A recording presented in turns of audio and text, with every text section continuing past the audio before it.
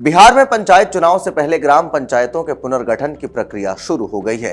राज्य सरकार ने ग्राम पंचायतों के परिसीमन यानी डीलिमिटेशन को लेकर अधिसूचना जारी कर दी है। पंचायती राज विभाग की ओर से जारी इस अधिसूचना के बाद अब राज्य भर में ग्राम पंचायतों की सीमाओं, नाम और मुख्यालय का नए सिरे से निर्धारण किया जाएगा। इस प्रक्रिया को पूरा होने के बाद ही बिहार में अगले पंचायत चुनाव कराए जाएंगे। राज्य निर्वाचन आयोग के निर्देश पर सभी जिलों के जिलाधिकारी अपने अपने प्रखंडों के परिसीमन की प्रक्रिया पूरी करेंगे। सरकार का कहना है कि नए परिसीमन से पंचायतों का प्रशासनिक ढांचा और अधिक व्यवस्थित, पारदर्शी और प्रभावी बनेगा। इसके साथ ही पंचायतों के गठन में जनसंख्या और सामाजिक प्रतिनिधित्व को भी प्राथमिकता दी जाएगी। अब जरा समझिए कि 2011 की जनगणना ही आधार बनने जा रही है। सरकार ने स्पष्ट किया है कि ग्राम पंचायतों के परिसीमन के लिए वर्ष 2011 की जनगणना को आधार बनाया जाएगा, यानी पंचायतों की सीमा, नाम और मुख्यालय तय करने में उसी जनगणना के आंकड़ों का उपयोग होगा। इसके तहत जिस गांव की आबादी सबसे अधिक होगी, उसी गांव के नाम पर ग्राम पंचायत का नाम रखा जाएगा। यदि किसी पंचायत क्षेत्र में कई गांव शामिल होंगे तो सबसे अधिक आबादी वाला गांव पंचायत का मुख्यालय भी बनेगा। इससे पंचायतों की प्रशासनिक व्यवस्था को अधिक सुव्यवस्थित बनाए रखने की कोशिश किया जाएगा। अब समझिए, प्रखंडों को इकाई बनाया गया है। नई व्यवस्था के तहत प्रत्येक प्रखंड को परिसीमन की मूल इकाई माना जाएगा। जिला प्रशासन प्रखंडवार पंचायत क्षेत्रों का निर्माण करेगा। ग्राम पंचायत क्षेत्र का निर्माण उत्तर पश्चिम दिशा से शुरू होकर दक्षिण पूर्वी दिशा तक किया जाएगा, ताकि सीमांकन व्यवस्थित और स्पष्ट रहे। पंचायती राज विभाग का कहना है कि पंचायतों की सीमाएं तय करते समय प्राकृतिक सीमाओं को प्राथमिकता दी जाएगी। जहां प्राकृतिक सीमाएं उपलब्ध नहीं होंगी, वहां सड़क, रेलवे लाइन, नहर और अन्य सार्वजनिक संरचनाओं को सीमा के रूप में माना जाएगा। अब देखिए, पंचायती राज विभाग के सचिव मनोज कुमार ने ग्राम पंचायतों के परिसीमन को लेकर अधिसूचना जारी की है। इसके साथ ही जिला परिषद, पंचायत समिति और वार्डों के पुनर्गठन से संबंधित अलग अलग अधिसूचनाएं भी जारी की गई हैं। अब राज्य निर्वाचन आयोग के दिशा निर्देशों के अनुरूप जिलाधिकारी पूरे जिले में परिसीमन की प्रक्रिया पूरी करेंगे। इस दौरान प्रमंडलीय आयुक्त पूरी प्रक्रिया की निगरानी करेंगे, ताकि किसी स्तर पर अनियमितता की शिकायत न हो। परिसीमन की प्रक्रिया पूरी होने के बाद प्रत्येक ग्राम पंचायत का प्रारूप सार्वजनिक किया जाएगा। इसे संबंधित ग्राम पंचायत, प्रखंड कार्यालय और जिला दंडाधिकारी कार्यालय के सूचना पट्ट पर चस्पा किया जाएगा। सरकार ने लोगों की भागीदारी सुनिश्चित करने के लिए आपत्तियां और सुझाव देने का भी अवसर दिया है।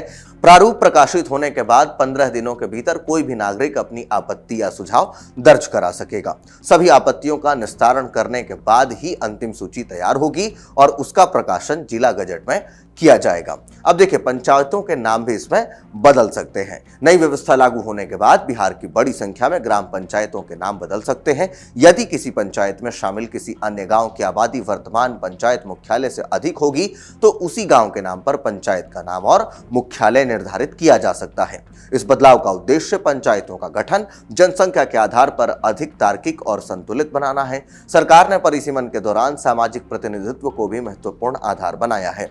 यदि किसी पंचायत क्षेत्र में अनुसूचित जाति यानी एससी, अनुसूचित जनजाति एसटी और पिछड़े वर्गों की संयुक्त आबादी कुल जनसंख्या का 50% या उससे अधिक होगी, तो पंचायत मुख्यालय उसी गांव में बनाया जाएगा जहां इन वर्गों का अनुपात सबसे अधिक होगा।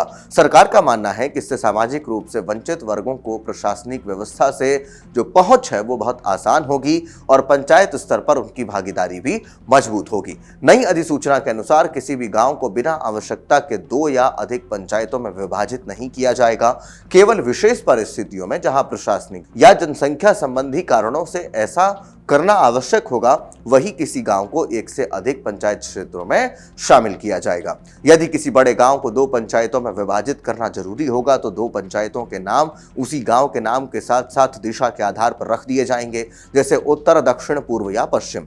इस व्यवस्था का उद्देश्य लोगों में भ्रम की जो स्थिति है उसको कम करना और प्रशासनिक पहचान को स्पष्ट बनाए रखना है। अब पंचायत चुनाव पर इसका क्या असर पड़ेगा, यह भी समझना जरूरी है। सरकार ने साफ कर दिया है कि परिसीमन की पूरी प्रक्रिया पूरी होने के बाद ही पंचायत चुनाव कराए जाएंगे, यानी नए परिसीमन के अनुसार ही पंचायतों की सीमाएं, वार्ड, पंचायत समिति और जिला परिषद क्षेत्रों का निर्धारण होगा।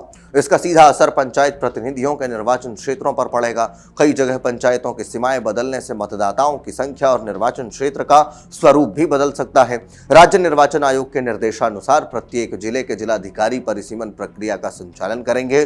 जिला प्रशासन को गांव की जनसंख्या, भौगोलिक स्थिति, सामाजिक संरचना और प्रशासनिक सुविधा जैसे सभी पहलुओं को ध्यान में रखते हुए प्रस्ताव तैयार करना होगा। इसके बाद जन सुनवाई और आपत्तियों के निस्तारण के बाद अंतिम प्रस्ताव आयोग को भेज दिया जाएगा। राज्य सरकार का कहना है कि पूरी प्रक्रिया पारदर्शी तरीके से संचालित की जाएगी।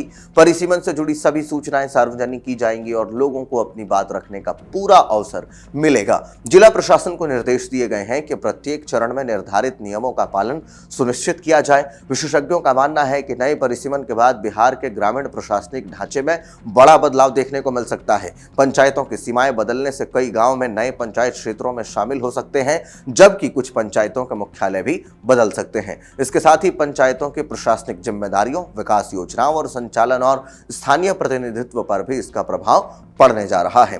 फिलहाल पंचायती राज विभाग और राज्य निर्वाचन आयोग ने प्रक्रिया शुरू कर दी है। आने वाले दिनों में जिलों में परिसीमन का प्रारूप तैयार होगा, उस पर आपत्तियां और सुझाव लिए जाएंगे और अंतिम अधिसूचना जारी होने के बाद बिहार के ग्राम पंचायतों का नया नक्शा सामने आएगा।